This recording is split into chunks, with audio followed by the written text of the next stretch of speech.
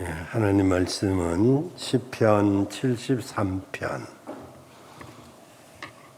20절에서 28절까지 구약성경 854페이지 시편 73편 20절 끝절까지 봉독해 드립니다. 주여, 사람이 깬 후에는 꿈을 무시한 같이 주께서 깨신 후에 저희 형상을 멸시하시리이다. 내 마음이 산란하며 내 심장이 찔렀나이다.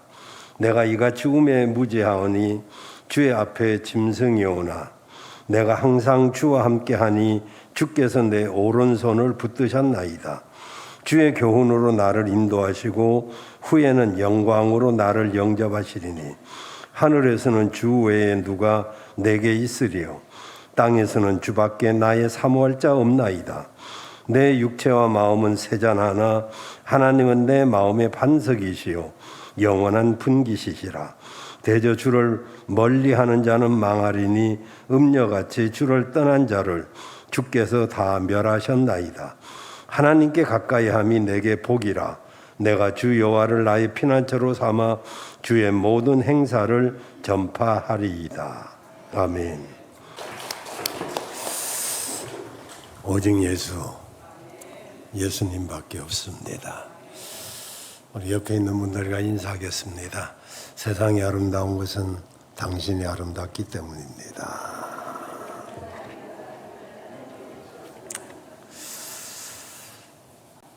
조선 말기에 한 여인이 너무 생활이 어려워서 아편을 밀수해서 큰 돈을 벌겠다는 유혹에 빠집니다.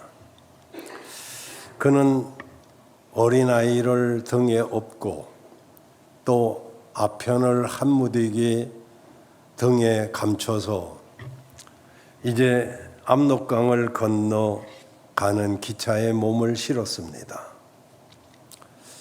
처음 해보는 일이라 얼마나 떨리고 두려운지. 근데 국경이 가까이 오면서 국경 세관원이 저쪽 칸에서부터 이 자석을 하나하나 점검하면서 가까이 오는 것이 눈에 띄었습니다. 얼마나 가슴이 콩당콩당 뛰고 힘든지 정말 도저히 견딜 수가 없었습니다. 세관원이 점점 다가오고 있자 이 여인은 차라리 열려져 있는 차장 밖으로 아편을 버려야 되겠다, 그런 생각을 하고 아편을 업은 자리에서 꺼내서 창밖으로 던졌습니다. 이윽고 국경 세관원이 앞에 와서 뭐 가지고 있는 거 없느냐 이렇게 물었더니 나는 아기밖에 없어요 하고 아기를 내려서 딱 보여주니까 아기는 온데간데 없고 아편 덩어리만 그 앞에 있었습니다. 우리 모두는 천국 열차를 타고 가고 있습니다. 우리는 수많은 예배를 드리며 수많은 말씀을 들으며 오늘날까지 신앙생활을 해왔습니다. 때로는 은혜가 되기도 하고 때로는 힘이 되기도 했지만 때로는 내 마음에 찔리는 그리고 아픔을 주는 그런 말씀들도 상당히 있었습니다. 우리가 하나님의 말씀을 받을 때 히브리서 4장 12절의 말씀에 보면 하나님의 말씀은 살았고 운동력이 있어 좌우의 날이 선 어떤 것보다도 예리하여 혼과 영과 및 관절과 골수를 찔러 쪼개기까지 하고 또 마음의 생각과 뜻을 감찰한다고 했습니다. 이렇게 말씀을 듣고 찔릴 때 우리가 그 찔림을 받아서 내가 던져버려야 될 죄의 짐, 내가 던져버려야 될 삶의 어떤 고민들, 걱정거리, 이런 것을 던져버리지 못하고 오히려 믿음을 던져버리거나 어쩌면 하나님을 던져버리는 그런 예도 적지 않아 있습니다.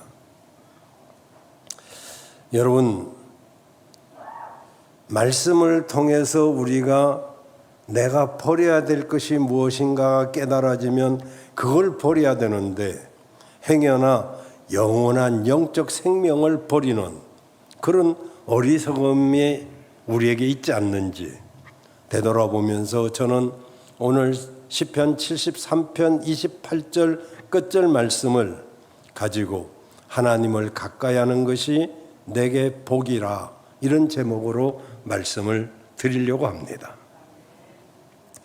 먼저 생각할 것은 하나님을 가까이 하는 것이 내게 복입니다. 하나님을 가까이 하는 것이 내게 복입니다. 왜 하나님을 가까이 하는 것이 내게 복이냐? 첫째로 주를 멀리하면 망하기 때문입니다.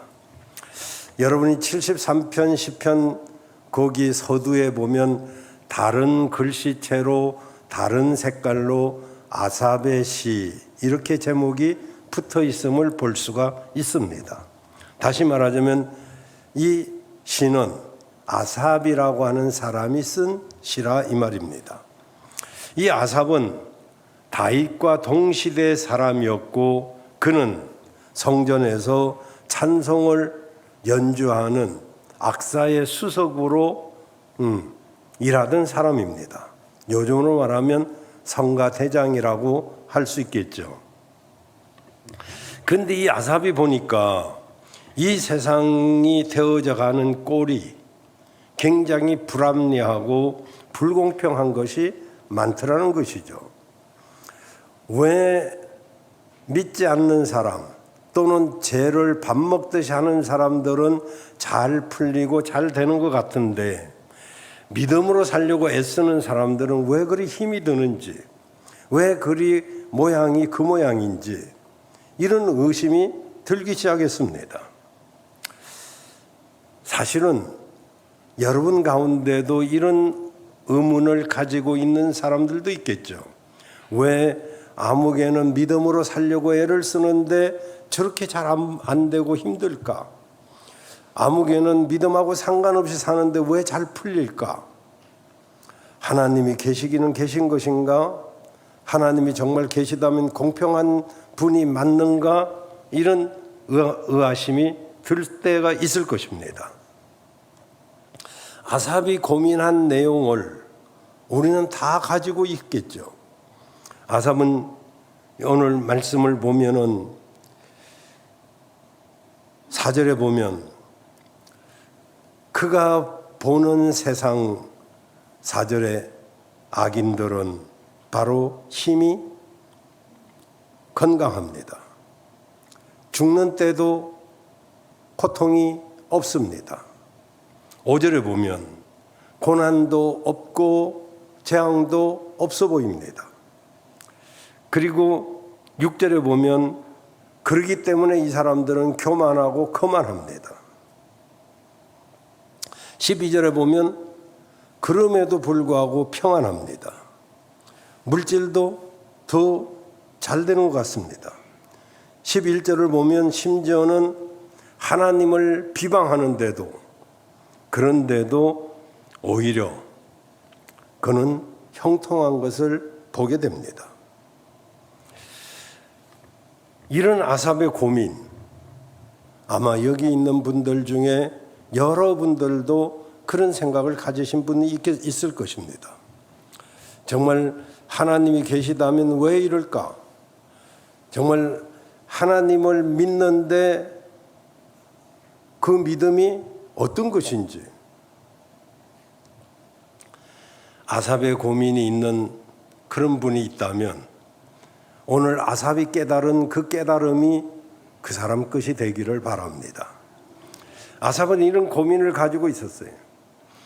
그런데 이 아삽이 여기 성전에 깊이 들어가니까 그 문제를 깨닫게 되었습니다. 그냥 교회만 들락날락 할 때는 몰랐어요. 하나님을 믿는 것도 아니고 안 믿는 것도 아니고 하나님은 믿겠는데 예수님은 못 믿겠다든지 여러 가지 그 믿음의 괴리를 가지고 있는 사람들이 있습니다. 근데 이런 사람들이 성전에 깊이 들어가야 비로소 깨닫는데 아삽이 성전에 드나들기는 했지만은 깊이 들어가지 못했는데 어느 날 성전에 깊이 들어가니까 비로소 깨닫게 되었습니다.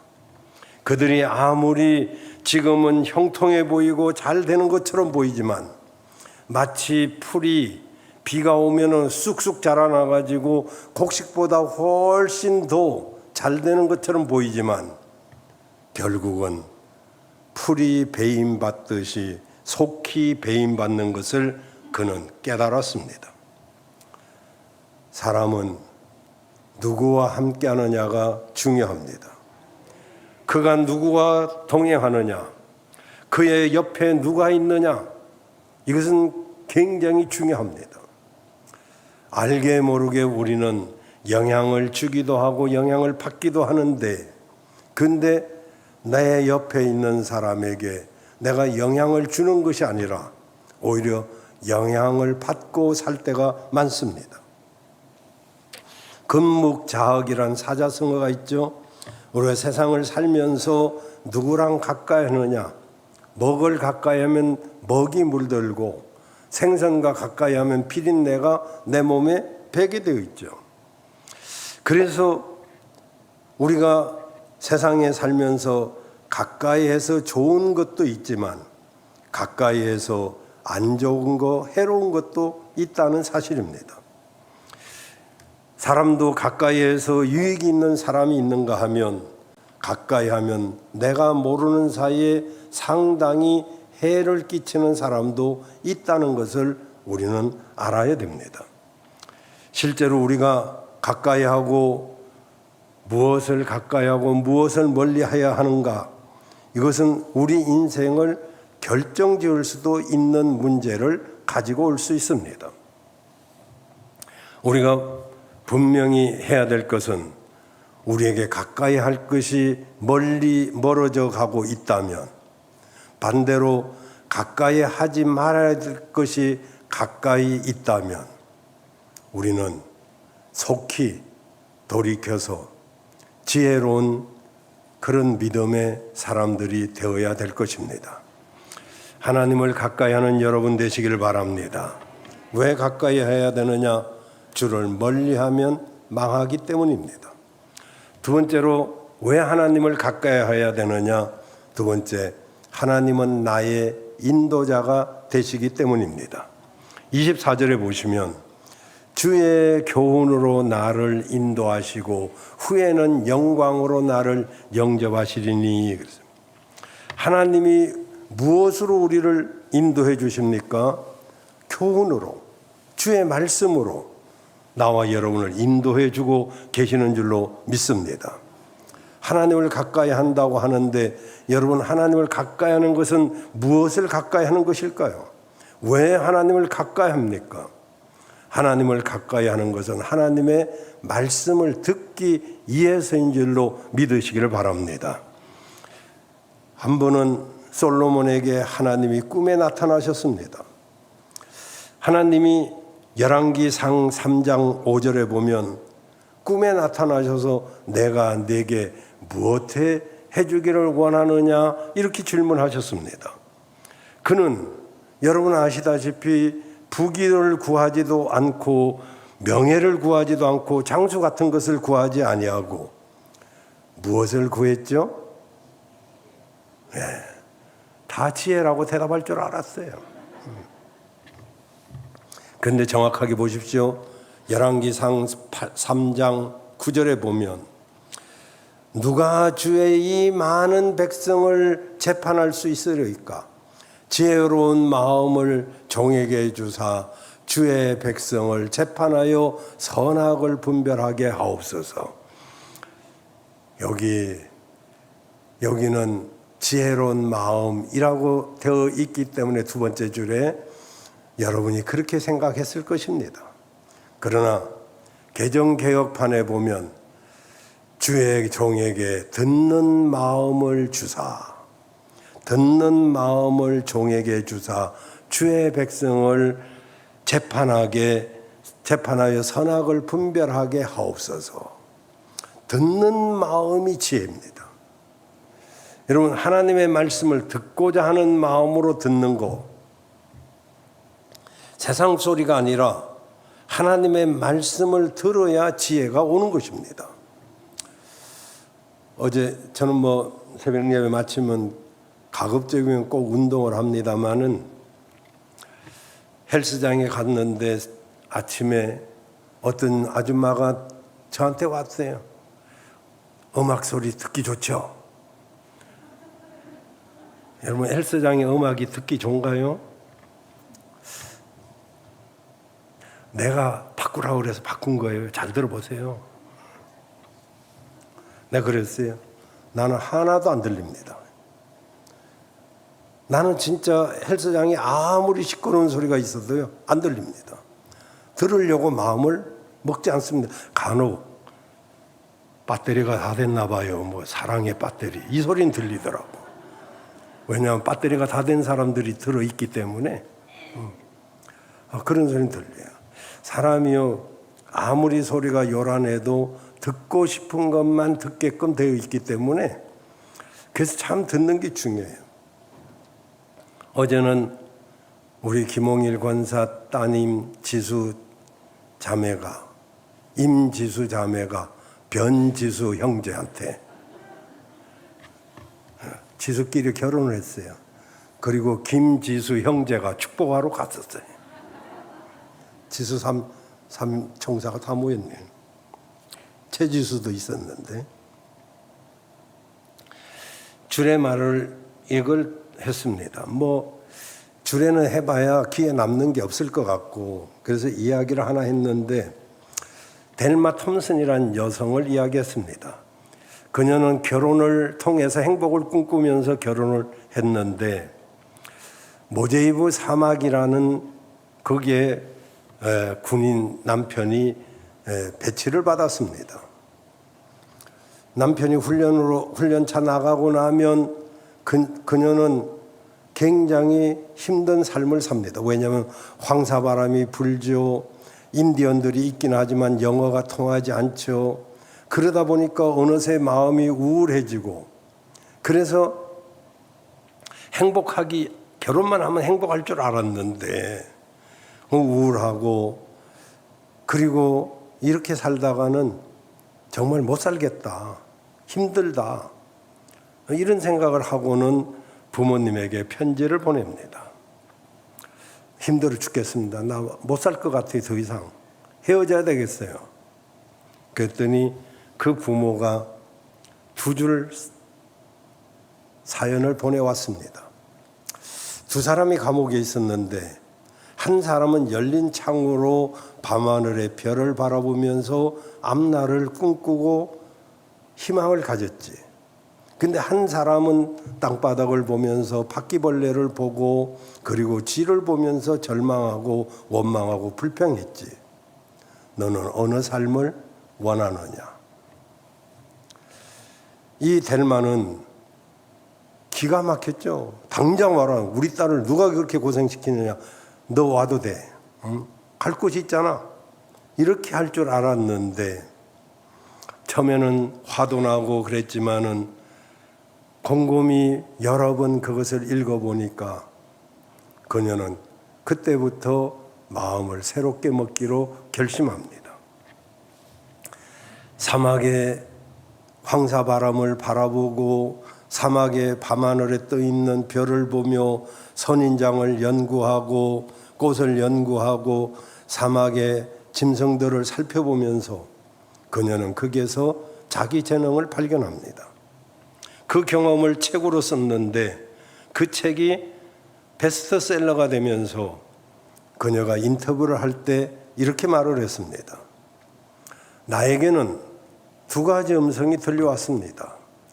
네 인생은 행복과는 거리가 멀어. 넌 실패했어. 너는 고통스러워. 결혼이 장난이 아니야. 이런 마귀의 음성이 있었고, 하나는 내가 너를 인도했다. 여기서 너의 할 일을 발견해봐 라고 하는 하나님의 음성을 들었는데, 자기는 마귀의 음성에 귀 기울이지 않고 하나님의 음성에 귀를 기울였더니 오늘이 있게 됐다. 그러면서 그는 행복한 삶을 다시 살아냈다는 것입니다. 여러분, 매사는 마음먹기 달렸습니다.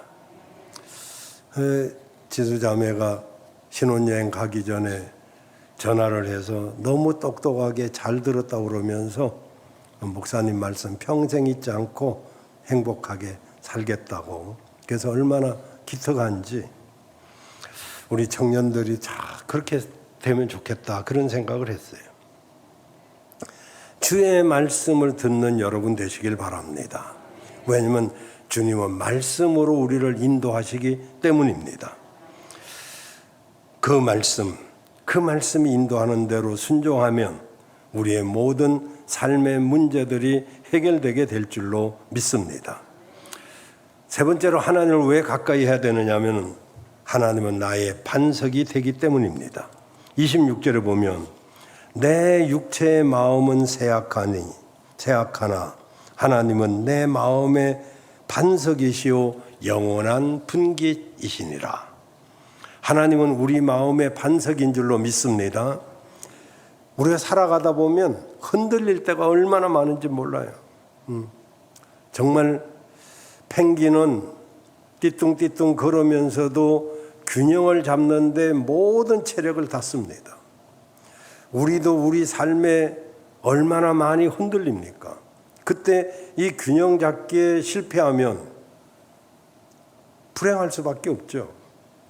우리는 흔들리지만 그때 흔들리지 않는 반석이 있다면 바로 우리 삶은 곧바로 평안함을 얻게 될 줄로 믿습니다. 하나님 우리의 영원한 반석인 줄로 믿습니다. 하나님 우리의 연약함을 도와주시고요. 정말 마음이 흔들릴 때도 있고 생활이 흔들릴 때도 있고 또 자녀 문제, 또 부부 문제, 경제 문제, 정말로 얼마나 많은 문제로 우리가 흔들립니까? 그때 우리 하나님이 반석이 되어주시기 때문에 우리는 그 흔들림 속에서도 자리를 제대로 잡을 수 있을 줄로 믿습니다. 왜 하나님을 가까이 해야 되느냐? 네 번째, 하나님은 나의 피난처가 되시기 때문입니다. 28절에 보면 내가 주 여호와를 나의 피난처로 삼아, 그래요. 하나님 살아 계시는 줄로 믿습니다. 어제나 오늘이나 동일하게 살아 계셔요. 여러분, 제가 차를 이렇게 얼마 전에 이렇게 교회에서 이렇게 사줘서 그걸 타고 보니까 그 거울에 차의 백미러에 이렇게 쓰여 있습니다. 사물이 거울에 보이는 것보다 가까이 있습니다. 그죠? 백미러에 그런 글씨 써 있는 거 보셨나요? 좋은 차야. 사물이 여러분이 보기보다 훨씬 가까이 보게 되어 있는 거울이 있다 이 말입니다. 하나님, 여러분이 생각보다는 훨씬 가까이 계십니다. 이 자리도 계시고요. 여러분 마음속에도 계십니다. 그 하나님을 가까이 하시기를 주의 이름으로 축원합니다. 왜냐하면 그분이 피난처가 되시기 때문입니다. 그분을 가까이 할 때 우리는 승리할 수 있고, 그분을 가까이 할 때 우리에게 기쁨과 즐거움이 있을 수 있고, 그분을 가까이 할 때 새 힘이 주어지는 줄로 믿습니다. 하나님을 가까이 하는 여러분 되시기를 주의 이름으로 축원합니다. 다섯 번째로 하나님을 왜 가까이 해야 하냐면 주의 모든 행사를 전할 수 있기 때문입니다. 28절 끝에 보면 주의 모든 행사를 전파하리이다. 여기 주의 모든 행사는 두 가지 의미가 있습니다. 하나는 하나님의 메시지, 복음적인 의미가 있고요. 또 하나는 하나님의 영광을 선포하는 것입니다. 어떤 유명한 수영 강사가 저녁이 저녁이 오래되어서 잠을 청하는데 아무래도 잠이 오지 않아서 미리 잠이 영 안 와가지고, 여러분도 잠이 안 올 때 있죠. 그래서 이 사람도 잠이 안 와가지고 뭐 이리 뒤척 저리 뒤척 그렇게 하다가 풀장에 가서 수영이라도 해야 되겠다, 그렇게 생각을 하고 이제 나갔습니다. 수영을 한번 하고 나면 그래도 몸이 가뿐하고 잠을 잘 수 있을 것 같아서, 그래서 이제 불도 켜지 않고 이제 집에 있는, 우리는 뭐 풀장도 없지만 미국 사람들은 풀장도 있잖아요. 그래서 이제 풀장에 갔습니다.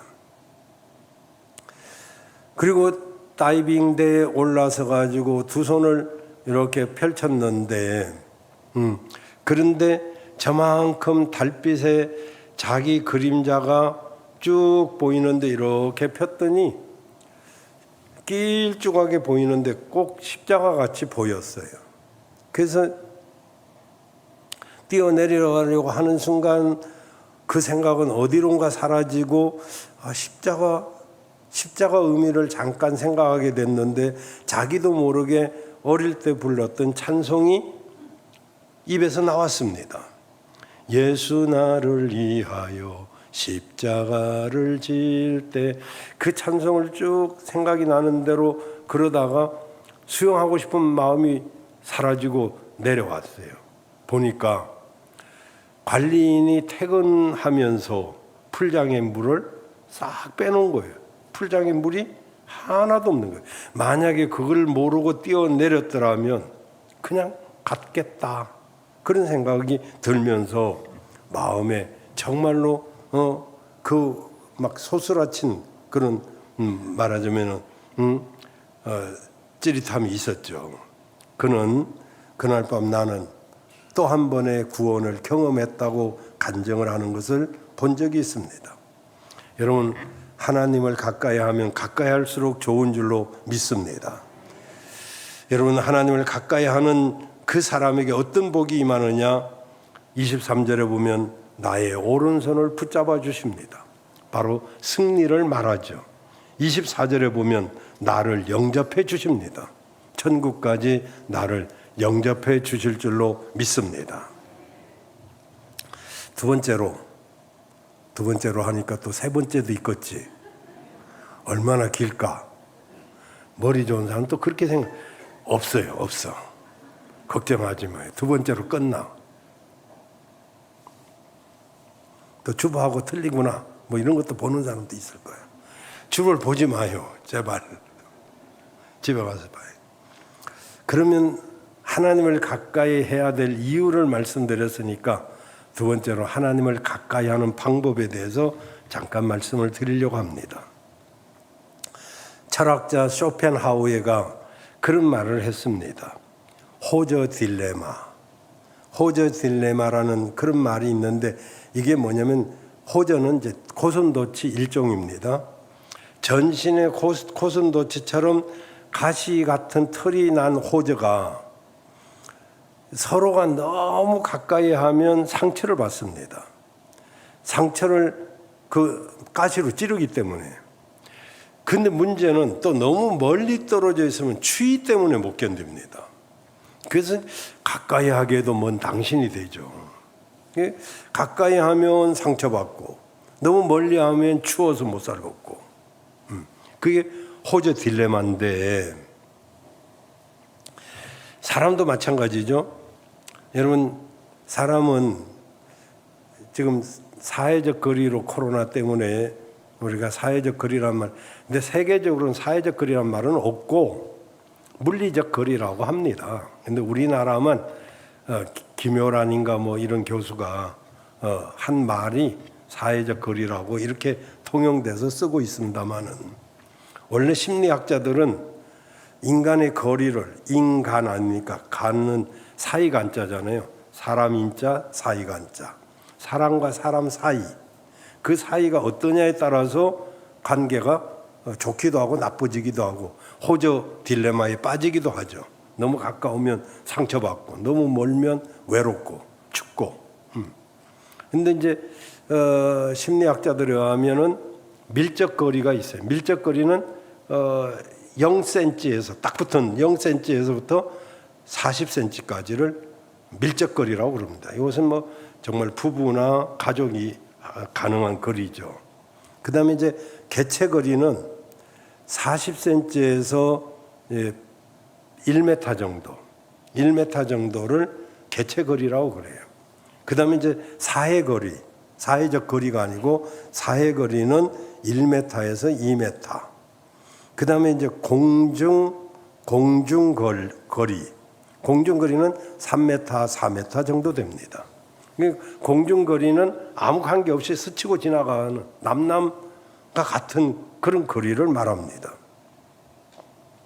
이렇게 이제 어떤 것을 멀리하고 가까이 하느냐에 따라서 이렇게 밀접거리가 되기도 하고 남남 같은 거리가 되기도 한단 말이에요. 그런데 어떤 사람은 하나님께도 이런 일정 거리를 두고 있는 사람이 있습니다. 그러면서도 자기는 믿음이 있다고 생각하고 천국 갈 거라고 생각합니다. 이건 천만의 말씀입니다. 여러분, 하나님께 가까이 가지 않고 또 하나님이 가까이 오는 것도 마다하고 이 거리를 일정 거리를 유지한다면 이 사람이 어떻게 믿음의 사람이라고 말할 수가 있겠어요? 부부간에도 밀접거리로 있을 때는 누구보다도 가깝지만은 등 돌리고 누우면 지구를 한 바퀴 돌아야 만나잖아요. 그만큼 가깝고도 먼 사이가 부부간일 수도 있단 말이죠. 어쨌든 여러분, 하나님을 가까이 하시는 여러분 되시길 바랍니다. 그럼 뭘로 가까이 할까요? 첫째는 말씀으로 가까이 할 수 있습니다. 요한복음 1장 1절에 태초에 말씀이 계시니라 이 말씀이 곧 하나님이시니라고 그랬습니다. 여러분, 말씀을 가까이 하시기를 주의 이름으로 축복합니다. 두 번째로는 기도로 가까이 할 수 있어요. 하나님은 말씀으로 가까워진다면 우리가 드리는 말씀도 하나님과 가까이 하는 비결이기도 해요.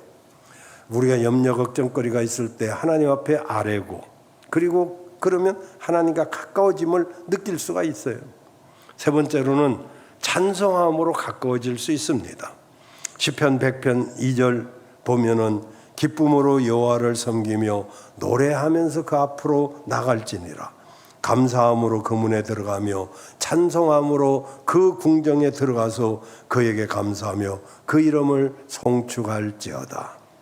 여러분, 찬송함으로 하나님과 가까워질 수 있는 줄로 믿습니다. 마지막으로는 서로 사랑함으로 하나님과 가깝게 되는 것입니다. 요한 1서 4장 12절에 보면 어느 때는 하나님을 본 사람은 없으되, 하나님 본 사람 없어요. 그러나 만일 우리가 서로 사랑하면 하나님이 우리 안에 거하시고 그의 사랑이 우리 안에 온전히 이루어지느니라. 여러분, 서로 사랑할 때 사람만이 아니라 하나님과도 가까워진다는 교훈인 것입니다. 저는 코로나로 인해서 사회적 거리가 생기고 식사도 못하면서 굉장히 고민이 됩니다. 실제로는 여러분, 예배는 너무 중요하기 때문에 예배는 성공해야 되고 또 어렵고 힘들어도 여러분이 예배 드리려고 애쓰는 거 저는 높이 평가하고 귀하게 여깁니다. 문제는 교제가 없다는 사실입니다. 교제를 하면 밥도 먹고 서로 이야기도 하고 하나님께는 예배가 최고고 그러지만은 그 받은 은혜를 우리가 나눌 수 있는 것은 교제밖에 없거든요. 그 교제가 끊어졌단 말이죠. 어떤 분은 밥 안에서 좋다고 그러는데 나는 굉장히 마음이 아팠어요. 왜냐하면 왜 우리 교회는 밥을 안 하는 게 그렇게 좋을까? 물론 힘들고 어려워서 그렇겠지만은 어떤 그런 분들이 고생할 때 우리가 그냥 보고만 있으면 그런 말이 나오겠죠. 그런데 어떤 교회는 언제 밥을 해먹을까 하면서 밥하는 걸 기다리는 그런 교회도 있다는데 왜 그럴까? 다행히 또 우리 교회도 여러분도 계시지만은 또 어떤 권사님은 내가라도 밥을 할 테니까 시작하자고 하시는 그런 분들도 계셔서 너무 감사하긴 하지만 어쨌든 이건 코로나 때문에 어쩔 수 없는 지경이지만 여러분 예배가 소중한 만큼 우리 사람들끼리는 교제도 소중하다는 것을 기억하시길 바랍니다. 우리가 하나님을 가까이 하여 우리 모두가 더 정말 축복의 근원이 되기를 바라고 오늘 28절 말씀처럼 하나님을 가까이 하는 것이 내게 복인 줄 믿으시고 여러분 모두가 복된 사람들 되시기를 바랍니다.